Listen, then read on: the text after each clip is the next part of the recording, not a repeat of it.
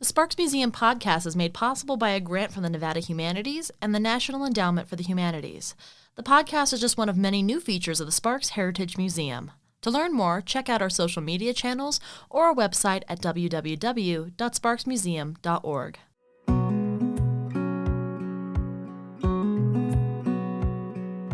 Hello, and welcome to the Sparks Museum podcast. I'm your host and the media manager for the Sparks Heritage Museum, Jessica Johnson.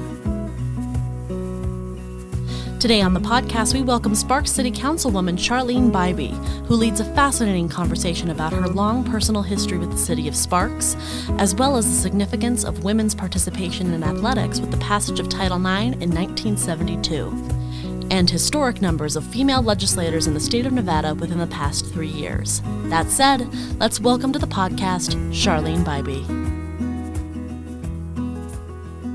Hello, Charlene. So I want you to tell us a bit about yourself and your personal connection with the city of Sparks. Hi there. So glad to be here today. I'm excited. This is my first podcast. Oh, well, welcome. This is going to be so much fun. Very excited. I am Charlene Bybee. I am City Councilwoman Ward 4 and Mayor Pro Tem, or fake mayor, as our real mayor would say. And I've been 8 years on the council. I grew up here in Sparks. I've lived in Sparks actually 58 out of my 68 years. Wow. So I grew up here. So talk about Sparks history. I have a long history, lots of memories growing up here. Moved to the Bay Area for high school because my dad was transferred, and then came back here to the University of Nevada, Reno, and stayed here, married a guy from Ely, so I consider myself almost native, but long, deep roots in the city of Sparks.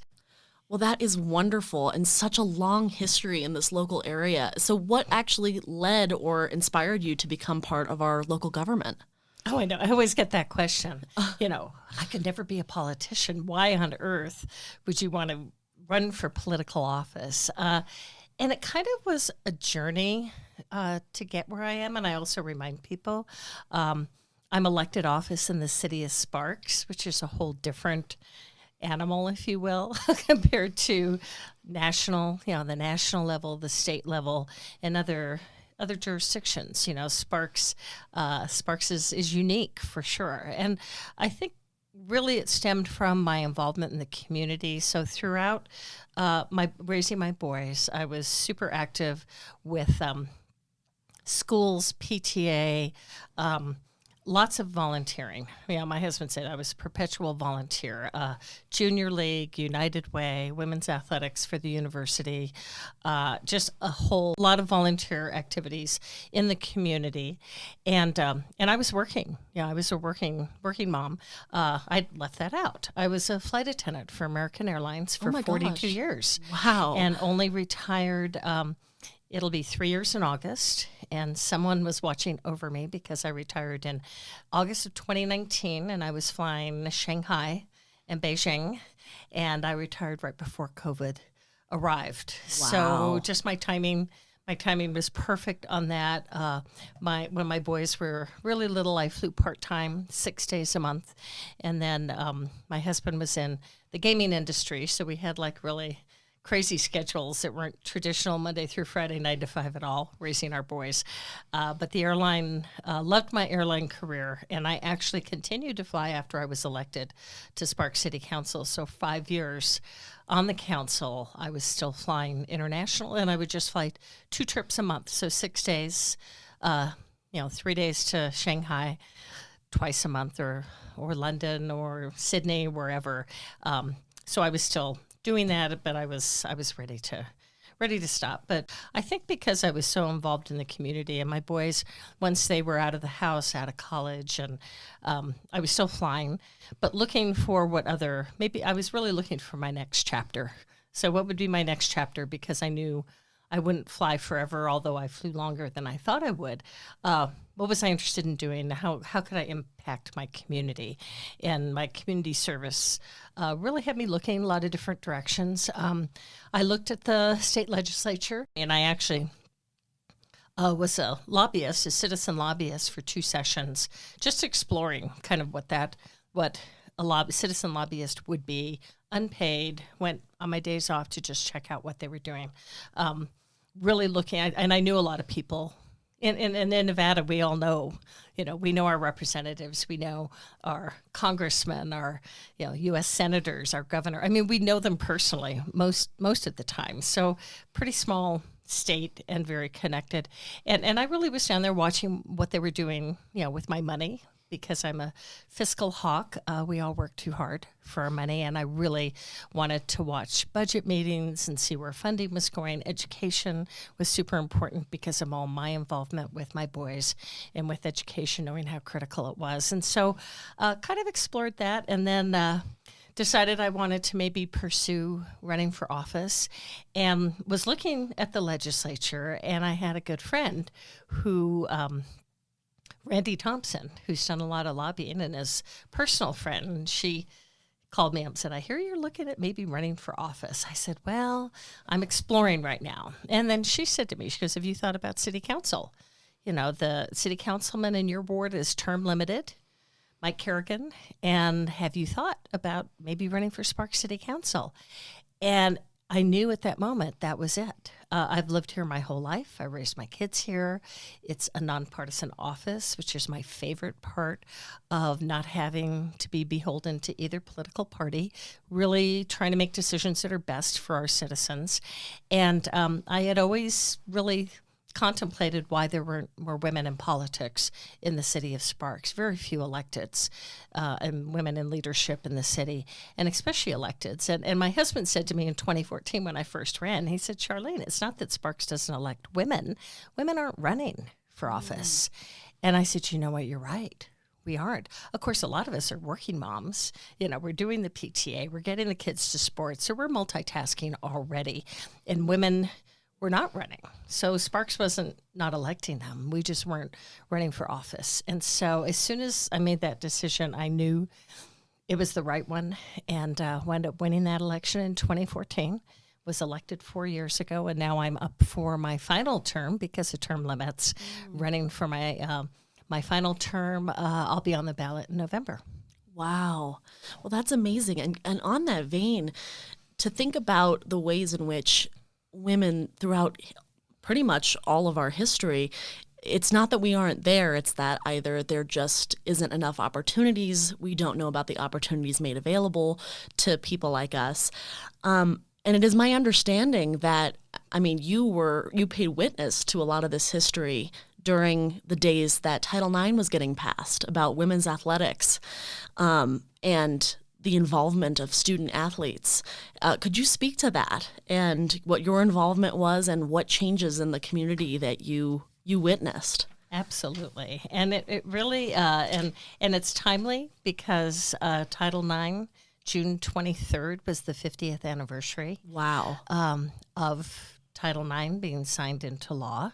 So this week, we are looking at that 50th anniversary.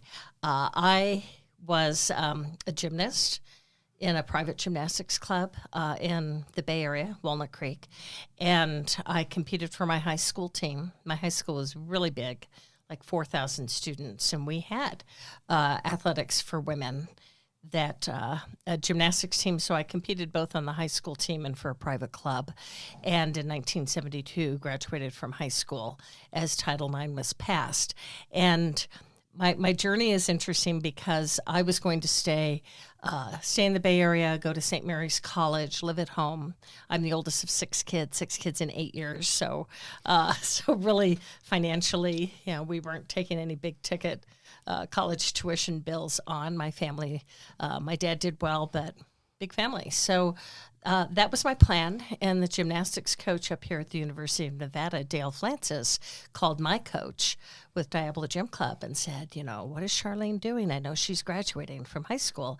And he said, well, she's staying down here. So she called and we talked. She goes, I'd really love you to come up to the university and compete on our team. I think you'd be a great fit. However, I don't have scholarships. I have no scholarships available. Another gal on our private club team who's 2 years older, had come to the University of Nevada and worked out really well with the team here. So Dale knew about me and knew the Diablo Gym Club gymnasts at that time. And so we talked about it, how could we make that happen? Out-of-state tuition was just not doable, but yet I had lived here until high school. So really until 1968, we lived in Sparks and then moved to the Bay Area for just 4 years. So we made a few calls and applied for an in-state waiver or an out-of-state waiver, so I'd have in-state tuition. And thank goodness was able to obtain that. Was the only reason I was able to come up here and compete, because there was not scholarship money available. So I came up here as a freshman, competed all 4 years. We went to collegiate nationals every year. And my senior year, I'd had some knee injuries, and so I was competing at just 2 out of 4 events. And that my senior year, 1975, that fall, we finally had, I think, 2 scholarships for gymnastics. And the coach was looking at, who had the greatest need. She knew I had in-state tuition already. And she talked to me, and I said, no, you need to give it to these other gals that are freshmen and sophomores. They're younger. I'm injured. I'm in-state. So, But I always appreciated the fact that she came to some of us who had been here competing on the team with no scholarships. And it was always one of those things. I met my husband at UNR, and he played football. So he's on a full scholarship. Right. And I'm competing on a team representing the university, going all the way to nationals, and there were none. So really watching being right there as Title IX started, it wasn't the reality of money and funding coming to the women's sports. Took a while. And I was just looking through, there's a great book that the university has through their oral history that I actually was a contributor, and they talked to coaches and athletes about Title IX, women's athletics, kind of the history at the university. And I always said, I was fortunate because I had the opportunity to compete. There were women older than I am who never had that opportunity, to compete in high school, in private clubs, but definitely high school and college. Never even had an opportunity to compete. I did get to compete. I didn't have the funding and scholarships to do it, and maybe the equipment and the financial support. But then women after me, to see how much farther it has come, and still is exciting to see that. And then as I read through, like today, I'm looking through Title IX itself, and the funny thing is, it really was not intended to be college athletics, but then that's kind of where the focus took it. So it was really Title IX was no discrimination, cannot be discriminated about, based on gender, for any institution, college or educational institution that receives federal funding. So as I read more about Title IX, it encompassed more than I had realized. It encompassed women who weren't getting into medical school, admissions in some colleges that were limited to 30% women, period. If you go back a ways, medical schools, Ivy League schools, that discrimination couldn't happen just based on the fact that it was a female that was applying for that program or that college. And it really, everyone thinks it's only sports, but it wasn't at all. It was more all-encompassing than that. Related to that idea, the Sparks Museum is actually presently designing a portion of our high school exhibit in the gallery, honoring some local alumni that have since gone on to become professional athletes, one of which we'd love to highlight is Gabby Williams of the WNBA's Los Angeles Sparks, which is very coincidentally named, seeing as she's from Sparks. Right.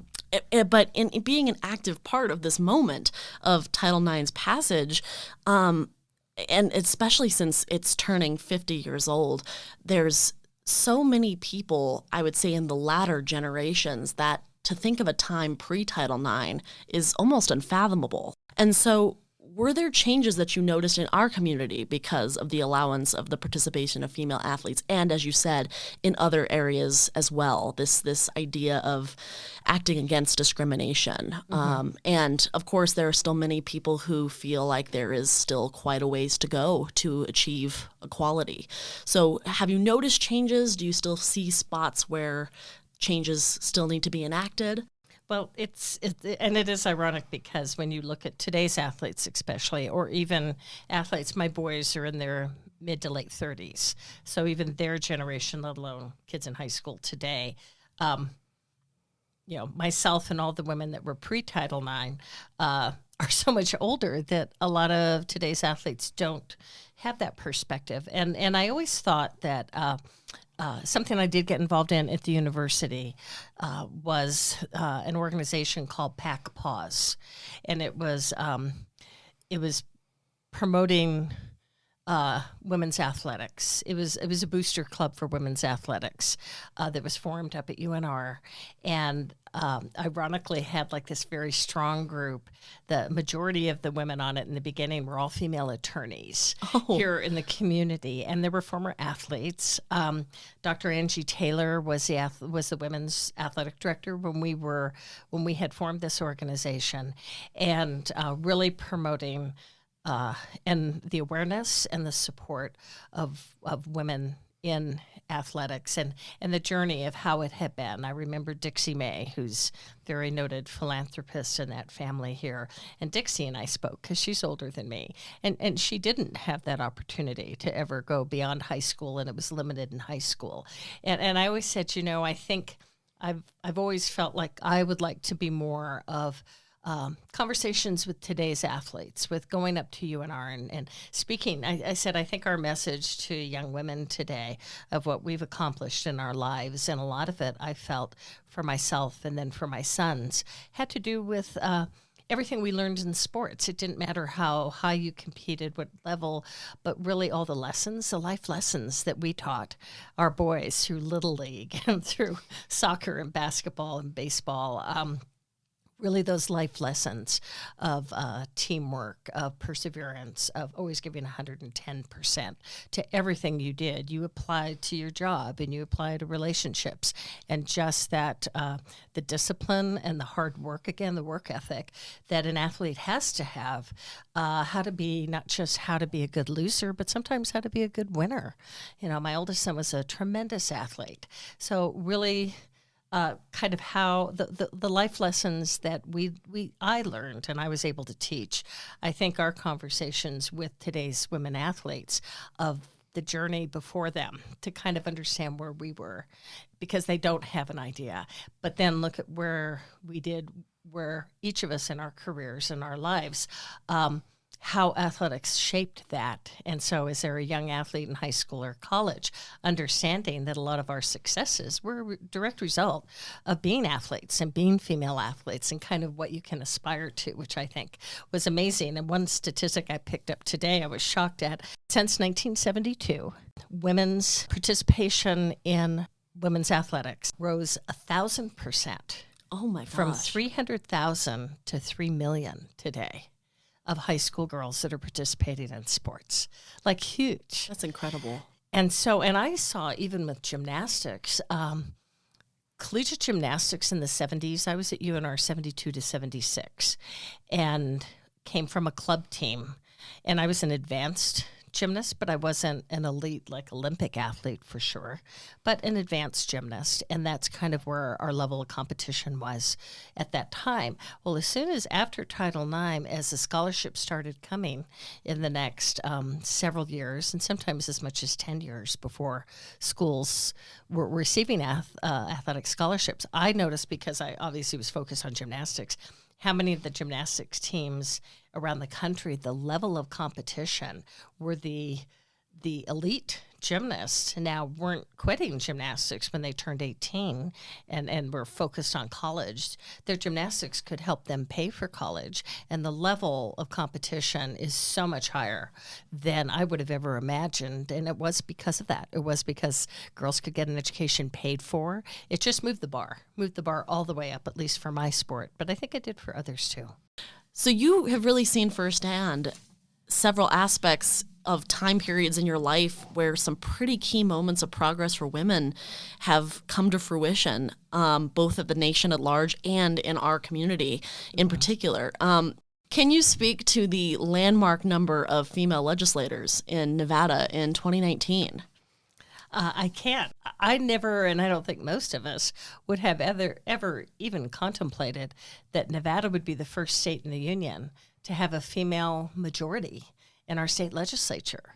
I mean, California, New York, Illinois, other places, but Nevada, it really was just, I think, shocking for me to, even though I've been an elected since 2014, and I know a lot of the legislators that are there, including Senator Julia Ratty, who served on the city council with me my first 2 years. She was still a city councilwoman, and then went to the state senate. So looking at how those numbers grew so much that. In fact, I pulled up some info on it, too, because in 2019, we wound up with 52% of our legislature was female, and the following session in 2021, it's 60%. It just continued to grow. So it continued to grow, and from 2011 to 2021, so in that 10-year time period, it doubled. There were 18 women, and it more than doubled, 38 women in 2021. So it really is, it's interesting to look at, through the years, the first session where a female woman had served in both houses of the legislature, both the Assembly and the Senate was 1935. So that was a while ago. Yeah. It really was. And women in Nevada were first voted in 1916. And in 1917, there were no women, and then we slowly added women to the legislature way back in those days. And interesting fact that I did not know, there's only one county who's never been represented by a woman, and that's Douglas County. Really? Yeah. Still to this day? Uh-huh. That's incredible. I know. Yeah. So as I was just researching just some of the stats, the longest serving female in our legislature is Maggie Carlton from Clark County, 24 years, and she served in both houses. And I was down there lobbying when Maggie was there, so she was quite a formidable legislator. She also, for the city of Sparks, Bernice Matthews, who I consider a friend. I love Bernice. She was from Reno, but her district covered Sparks as well. And she was 10 years in the legislature. And just, she was the first African-American to head up some of the major committees and to hold the positions, in the legislature of, I guess she was majority leader. But definitely she had a lot of firsts, as well as being female and African-American, and was just like one of the, just such an incredible, easygoing, very easy to work with, worked on. She's what I wish more politicians today were, that could all work together, that it wasn't such a partisan divide. And she's quite a pioneer with that. And then I knew Debbie Smith personally, who was our state senator, who we unfortunately lost a few years ago. And Debbie and I met through PTA. She was the first parent, the Washington County School District had a parent involvement coordinator that they created for someone to go out into all the schools, get parents more involved when my kids were like, just starting school. And I was PTA president up at Marvin Moss Elementary. And so I met Debbie and did PTA things with her, and parent involvement, really forging a way with parental involvement, and education was her passion. Wow. I think that speaks so much to the really homegrown feel of Sparks. The fact that we have people that are so heavily involved in the local government that start from the ground up at trying to make a difference, even in some of the lesser known aspects of our community, of even just trying to help out at school. Right. Yeah. Right. And I think that's what makes makes Sparks really special and probably unique is really it still feels like a small town.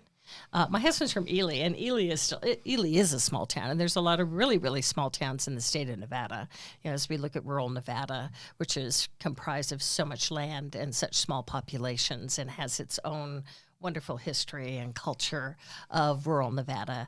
And Sparks still feels small. We're up to 108,000. Wow. Population. We had 19% growth in the last at the last census that we just completed and redistrict. We didn't move lines much, but with our growth, we're up to 108,000 people.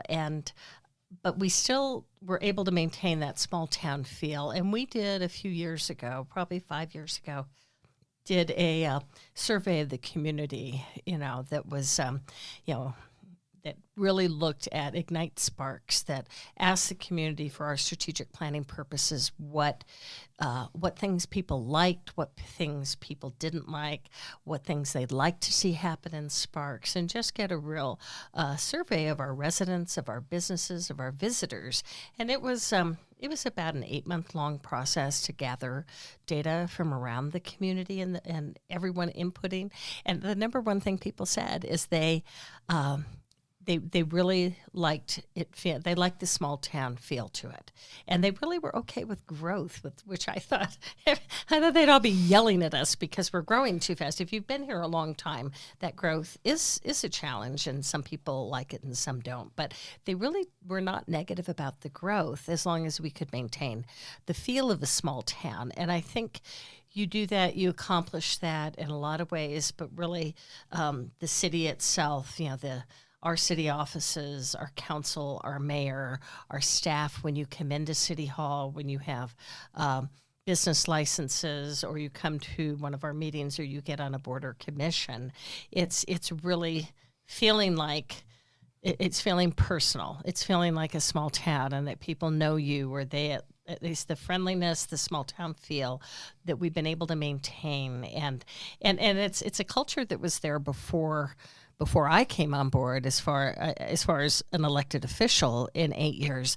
But really, Sparks likes to stay off the front page. We don't want to be on the front page in the newspaper because most times it's not good news. Sure. I mean, if it was all good, we'd take it, but a lot of times it's not. And so staying off the front page, taking care of business, just being business friendly, family friendly. We've recently added age friendly, so we're an age friendly community that is new. Just functioning well for our residents, making it feel like they matter, and being really taking care of their money too. I mean, that's personally for me, but the city, when the recession hit, we cut 30%.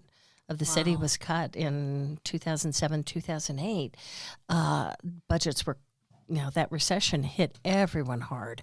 And so we had to take departments and just slash them and try to operate the city on, lean and mean, which we did. And we've slowly built back up, but we're not even to those numbers that we had before, trying to provide the services that we need, but being really responsible for me, really, everyone works too hard for their money, and it's my responsibility to make sure we're spending it well, that we're responsible, that we're not wasting taxpayer dollars, that we can get, the biggest bang for the buck when we're deciding on budget, because people forget too, or they don't realize maybe, the city council is our two main jobs are policy and budget. So we pass the budget every year, which includes capital improvement projects and our annual operating budget.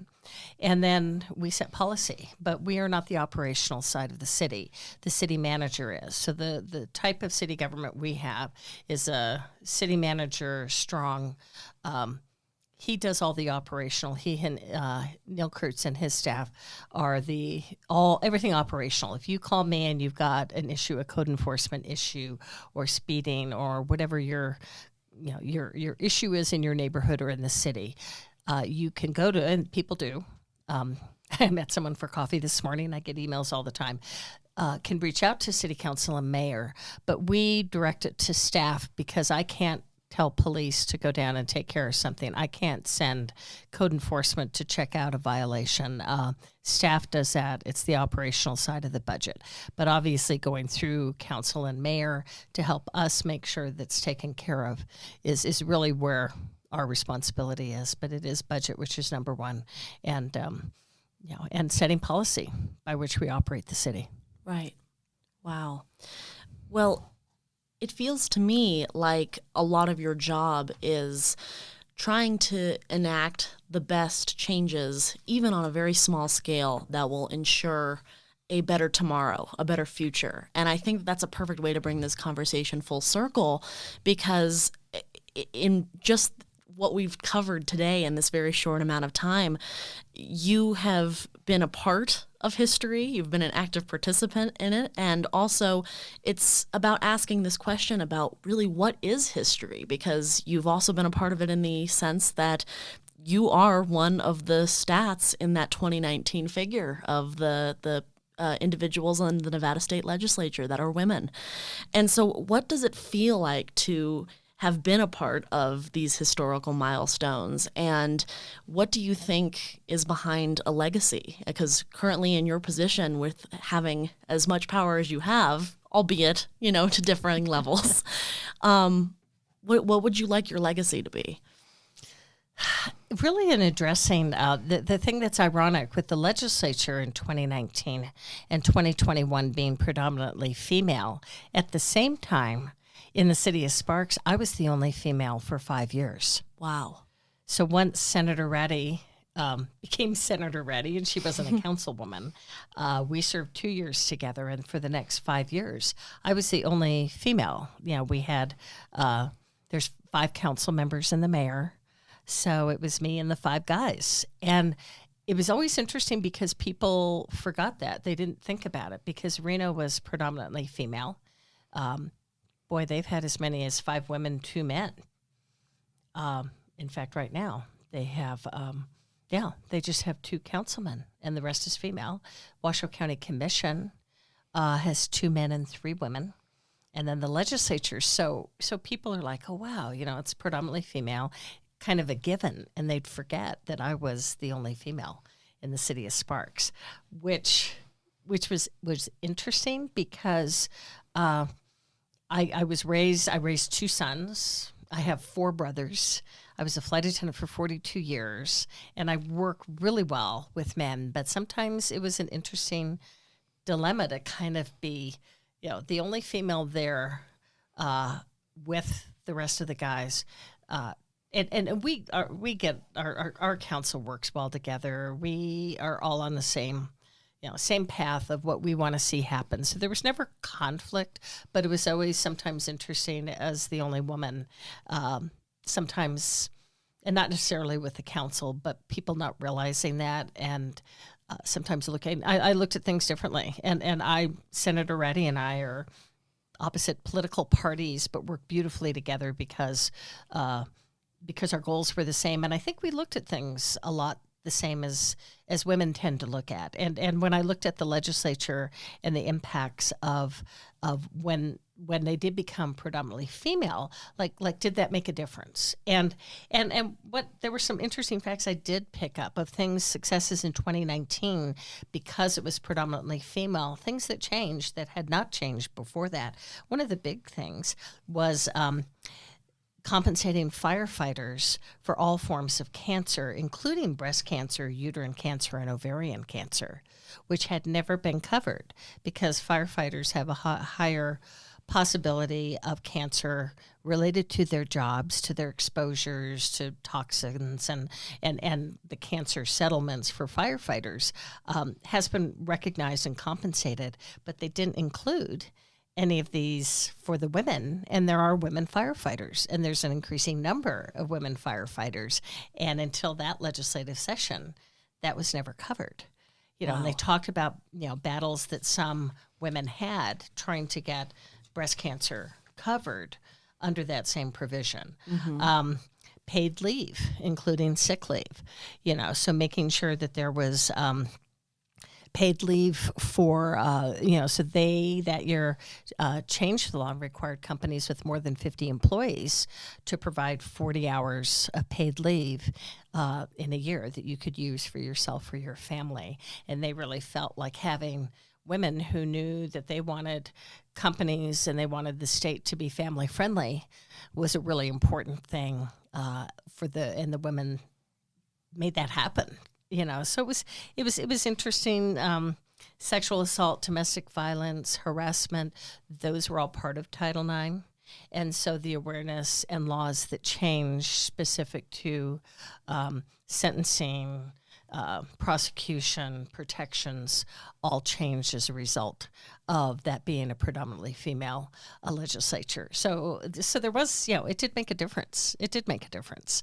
And we do think, and I've always said, it's not a right or wrong if you're female or male. It's not I'm right and you're wrong. We just have a different perspective. Just as different as I'm the oldest member of the council to Councilman Abbott, who is our millennial, and I'm not right and he's wrong. We come in with different backgrounds, perspectives, and voices that I'm representing women and moms and now grandmothers, because that's who I am. Just like he is a millennial, is representing the voice of millennials in our community. And I think when we really, the core of our job is really for us to be the voice of our residents. And I think, diversity in the council, age and experience and job. And I did, a year and a half ago, Councilwoman Vanderwell was appointed, and she's currently running for the council seat in Ward 2. When Mayor Ed Lawson became mayor, he appointed her. So I have company now. Well, that is wonderful. What an exciting time for inclusion in our local community. And it's so great to hear about that. I wanted to transition now to our big three questions that we ask all of our guests to partake in. And you kind of spoke to this earlier in our interview, but I would like to know if there was anything else you'd like to add to this idea of what really sparks you about Sparks. What do you think makes it a unique place to live in, work in, or visit? I think it really goes back to that family-friendly, small town feel, no matter how big we get. So it feels small. It feels like you get to know people pretty quickly. People's roots are deep. They're Sparks proud, and Sparks deep roots that even people who've lived in Reno are so funny. They're like, well, no, I've lived in Sparks. I'm never moving back to Reno. And they get roots dug in and just love being part of this community. Because I think of that small town feel, makes you feel connected more quickly, whether you just moved here a year ago or you've been here like me for 58 years. So I think that and our business, being business friendly, really, we hear that all the time from our businesses that do business with the city of Sparks, and really trying to grow the city with businesses, with opportunities, the arts. I'm a huge, I'm like the voice or the real driver of supporting the arts in the city. So that's been my passion, really working with our Art and Culture Advisory Commission. And I was at the Art Walk last week and really trying to promote more arts in the city of Sparks and really understanding why that's so important, and that the business side of what art brings to the community is fiscal. It's an economic impact that people, a business side and the art side, are kind of in two different places. And I think EDON has done an amazing job.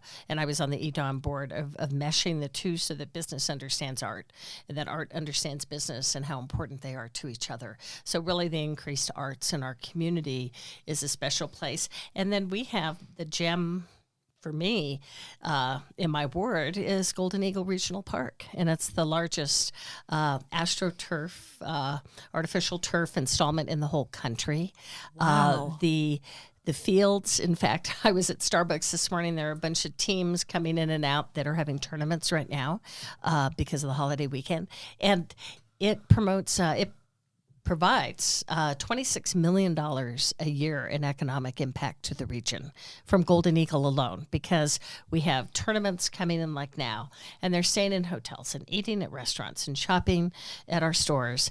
And if people, and it's funny because people who haven't driven out Vista have no clue. And if you just keep driving and then hang a right, and you're like, holy cow. I mean, it's impressive. And I encourage people, if they haven't been out there, to go check it out.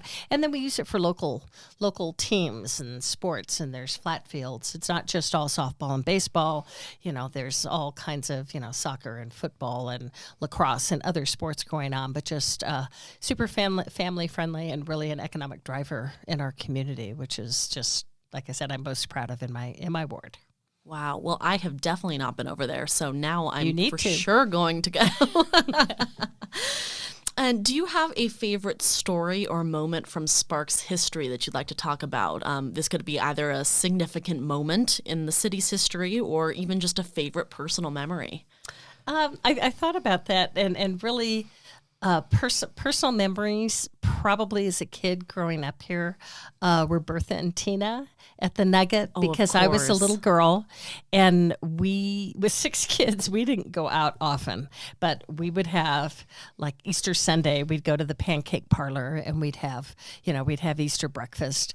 But a few times we were able to go to see the show and see Bertha and Tina, and then later Angel. And then the Ascuaga family, their kids went to the Catholic school, elementary school, which some people don't even realize was a Catholic elementary on Richards Way.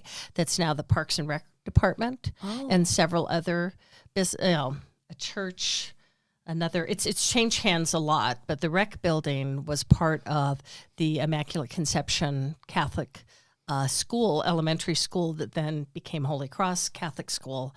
And the Ascuaga kids were a little bit younger than me, but they were there, and we'd have a big springtime carnival. And Bertha would come. So they would transport Bertha over to Richards Way, and we were like the only elementary school that got an elephant at our carnival. So fun times to and it just a big part of history. And of course Bertha, and just what a celebrity she became. And UC Davis, when she was having health issues later in life, fell in love with her because she was so special. That's amazing. Yeah, and sometimes we'd go when they were giving as kids, you drive by and you knew when the elephants were getting their baths. So you could just park on Nugget Avenue back there and watch Bertha and Tina, play in the water and get bathed by their trainers. So fun memories. And since the Sparks Museum is a museum with a collections archive, and we're presently building a museum library, we're looking for stories and memorabilia and archival items all the time about Truckee Meadows history. So what is one thing that you own or that you're aware about that you feel is museum worthy? And, even though you don't have to donate it, we are constantly looking for items, and we'd happily take it from you. Well, and thinking about that, I'm like, gosh, what item do I have? There are a couple things. Probably number one would be photos of when I was a kid growing up here, and I think I have some with Bertha and Tina, or just old Sparks pictures of me growing up here. My mom and dad were in Sertoma and La Sertoma, and so they were the big community service organizations here in the city of Sparks. Very active, and lots of people involved, including Judge Jack Lamberti, who was our Justice of the Peace, whose office is where the museum is right now. Yes. So his office was there, and then my memories of that building, it's funny because when I'm down at the museum, when I go upstairs to your cultural center, I always call it the library. Yes. Because when I was a little girl, that's another really fond memory. Myself and my best friend, Marcia Mendive, whose dad is Lou Mendive from Mendive Middle School, we would walk all the way down Pyramid Way to York, almost to McCarran, where McCarran wasn't there, and we would walk all the way down to that old library for the summer reading program, and carry stacks of books and stop all along the way in the heat and go home and read books. So that that was the library that I grew up with. And to see that, how beautiful that cultural center is and the hardwood floors. But every time I walk in, it brings back all those memories of being a little girl reading books. And I don't know, I'll have to look through. I read every Nancy Drew mystery. And I'm trying to think if I have any of those books still. But it might be a book from my childhood or photographs just of growing up here in Sparks as a kid, because I've got lots of memories, in the years since I've had my boys who are 37 and 34. So raising children here and all my activities, but really kind of my memories of Sparks and how small it was, and how, riding horses at Diefendorfer Stables, which is McCarran now. Reed High School was so far out. The Sparks YMCA, my dad was on that board. And when they built it, they're like, what are they putting a YMCA way out there? And of course, it's Bering before you get to Reed High School. So just seeing how big the town has become from my childhood, for sure, but even in the time since I had my sons, the number of schools that have opened, the housing, just the changes of the city have been, it's just been kind of, it is. You forget that you're part of history when I can look back that many years and reflect upon, what it was like when I was a kid riding my bike to school or walking to the library, to raising my own children, to now, as a senior citizen and grandmother, to look at where the city has come, but to still just feel that special, what a special place it is to grow up in, to raise my family in. And my husband and I both retired, although I'm not because of council, but retired from our main jobs, and seeing, how much we've seen in our lifetimes is pretty special memories. Wow. Well, thank you so much for sharing those memories with us here You're today. welcome. This has been an excellent conversation, and good luck in the election. Thank you. I'm gonna give everybody a break for the summer, because I wasn't in the primary ballot, but people are kind of ready for a little bit of a break, summertime, vacationing and families. So I'm gonna gear things up in August, and you will see my green signs, which is to honor my Irish grandmother, and the city of Sparks is green. So green is my signature. Obviously, you'll always see the green in my green Converse tennis shoes. So I'll be out there on the campaign trail, knocking on doors and meeting people that, I haven't met, and working hard, because that's how I was raised. You're not handed anything. You've got to work hard to earn it. So. Absolutely. Well, thank you so much for being here with us today. Thank you. This has been fun. The Sparks Museum podcast is funded in part by a grant from the Nevada Humanities and the National Endowment for the Humanities. It is produced and recorded at the podcast recording studio at Sparks' own AntSpace Co-working Entrepreneurial Hub, a place for entrepreneurs, made by entrepreneurs. We really want to get the word out about our brand new audio series, so please spread the word about our new podcast by taking a moment to rate, review, and share this episode. Do you have a favorite story of Sparks that you want to hear on the podcast? Email info@sparksmuseum.org to share any recommendations. We would love to hear from you. We also invite you to visit the Sparks Heritage Museum on 814 Victorian Avenue. The museum is open Tuesdays through Saturdays, from 11 to 4 Tuesdays through Fridays, and 1 to 4 on Saturdays. Please come visit and be a part of our ongoing efforts to tell the Sparks story. We'll see you next time.